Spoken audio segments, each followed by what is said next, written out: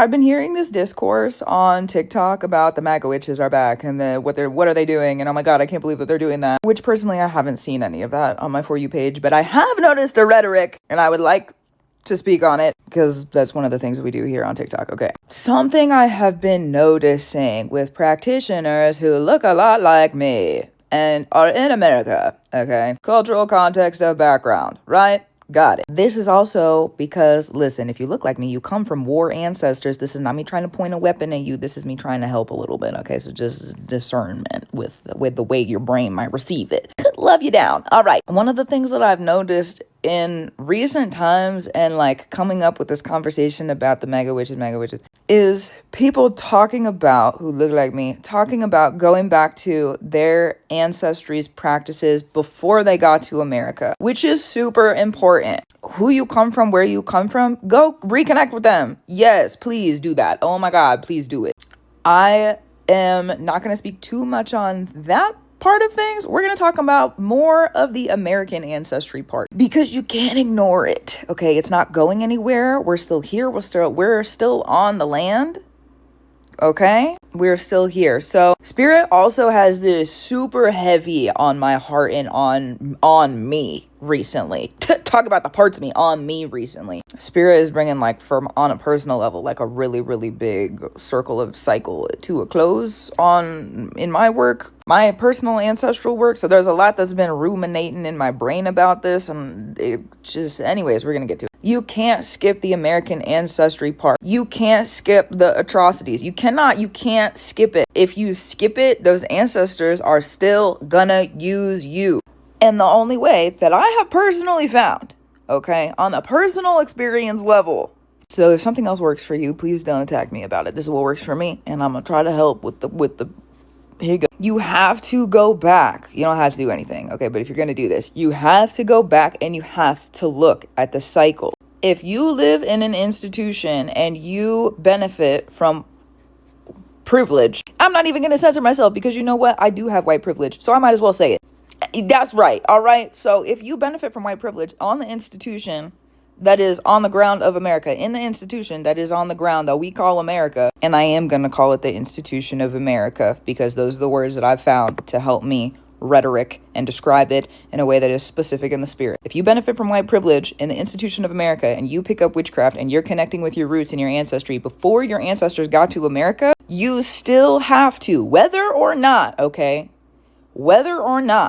you come from a lineage, and it's going to depend on your personal experience and how relative it is. It's a spectrum a little bit. But whether or not your ancestors were a part of the atrocities, because you have white privilege, you still benefit from them, which means you have to go back and unpack it on an ancestral level. Brain blown up a little bit, I know. So in that work and in that process, you've got to go back and unpack. And this is why, if you look like me, keeping an ancestral altar is actually super helpful. It's a little war oriented for a while, but it's really helpful because if you keep that magic alive, it will show you where the holes are. It will show you who, what, where, when, why, what time frame, what time in history, what time in the stories, what time in the period of the institution of America, where the ancestors coming from, where now they're still using their powers against you and or using you for what they're trying to do, like for their work, for their gain. It takes a lot because it takes a lot of practice. It takes a lot of work. It takes a lot of encouragement because sometimes it can get a little bit scary up in there. There's a reason people don't like us very much all the time, right? Okay. It gets a little bit scary up in there if you're going to go and you're going to face the ancestors who are doing the wrongfulness. It takes a certain kind of crazy, but you were born from that kind of crazy, so you learn how to use it and you go back and you look at them, right? I've just noticed this rhetoric popping up. This is not me trying to curse anybody, okay? This is not what this is. I just noticed this rhetoric popping up online recently, especially as people have been talking about MAGA witches.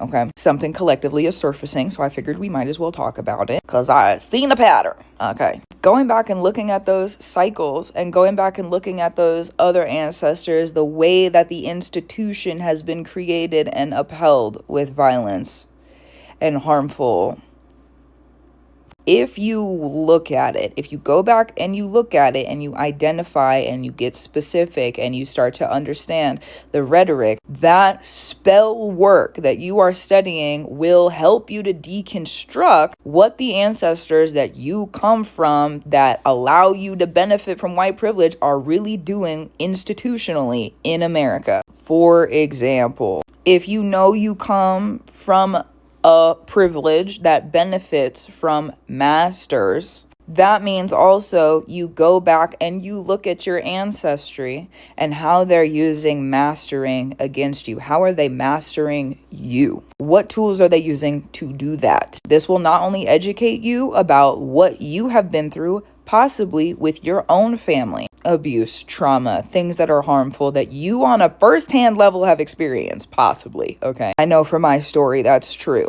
It will help you to understand that within an ancestral and a cultural context. And you now, because you look at it, and your ancestors, if that's the line you come from, your ancestors can no longer weaponize ignorance against you. Something, for example, pops up in the spirit and you go to look at it and they turn you away from it. Ancestral magic is shadowed and for a reason. We're not always supposed to see it. And that's why I say keep an altar. If you look like me and are in America and you're deconstructing this and working through it, keep an altar alive for not to feed those ancestors, but to pull out, oh, I see this now. Let me bring it to an end. Oh, I see this now. Let me usher it through death. Oh, I see this now. Let me close it. That's a really, really helpful thing. But a lot of the times, weaponized ignorance. I'm not even going to call it weaponized incompetence. Incompetent who? You know, okay? So it's ignorance. Weaponized ignorance. If there's a weaponized ignorance, which white privilege benefits from, heavy level. You see what I mean? We talked about a couple of them. Weaponized ignorance, masters, there's rhetoric, there's language. When you understand the language, you can start to understand the tool. You're no longer a fool, which means now you have the spelling, literally, to go back and tell your ancestors to shove off a little bit, okay? And work them how you want because they've been working you, so you might as well figure out the tools they've been using and turn right back around and work them so that you don't have to deal with it anymore. At least that's how I feel about it, okay? Because if you come from white privilege, you come from ancestors who were of war, used war to uphold and create institutions where that war is now of background. It's not, but for the privilege perspective, it is, where the privilege doesn't see the suffering and the harm that upholds that privilege in the first place. The privilege get to ignore it. They get to weaponize that ignorance constantly and consistently. Look at what is happening in this institution of America right now, where ignorance, right? Okay, there's a reason it's coming up collectively. So if you go and you look at it and you break it down, how are they weaponizing ignorance against me? First of all, that's the first step. You have decided not to ignore it. You're not weaponizing ignorance against yourself. So now you're going to learn, how have they used mastery against me? And then you sit and you learn. And a lot of the times, I'll say this too, learning from the Afro-American, the Black Americans' experience and the language and the different histories necessary. Okay, because how in the world are you, as someone who comes from a lineage where weaponized ignorance upholds the privileges that you have within the institution of government that you are bound to without consent? That's a whole other conversation. Maybe we'll talk about it another time. How are you supposed to understand the work that your ancestors are doing against you if you don't understand the work that your ancestors and the privilege that you have and the ancestors involved in that, the work that they did against other groups of people, including the indigenous peoples, the native peoples? You gotta go back and look at that too. Their stories will teach you a lot. Their histories will teach you a lot about the work that your ancestors work against you. We all suffer from the BS that has been done through those stories and that history. There's just some people in those privileged positions who choose to ignore that suffering on a collective and a personal level. So if you don't want to be that and you want to figure it out and you want to work through it, time for it. But don't ignore the American history. I'm grateful that people are going back and they're reconnecting with the ancestries before America. You cannot forget to do that work though. Otherwise, they're going to keep working you. And we live in a time where that can't happen. In my opinion, it can't happen. Spirit also has me up in arms over here working through a lot on that level in the previous several days, weeks. We're on it, right? Okay. Gratitude, reverence, love to you. We're almost at time for this video. Keep up the brew you need to do. I will too. I love you down, okay? Take care of yourself out there and be safe. And if you're listening to this and you come from that white privilege, figure out how that's a weapon so that you can wield it to help other people while also witnessing the suffering that is happening and being able to lessen it with the privilege that you have been given. That also is a whole other video. We might talk about it another time. Okay, I love you and I'll talk to you soon. Bye.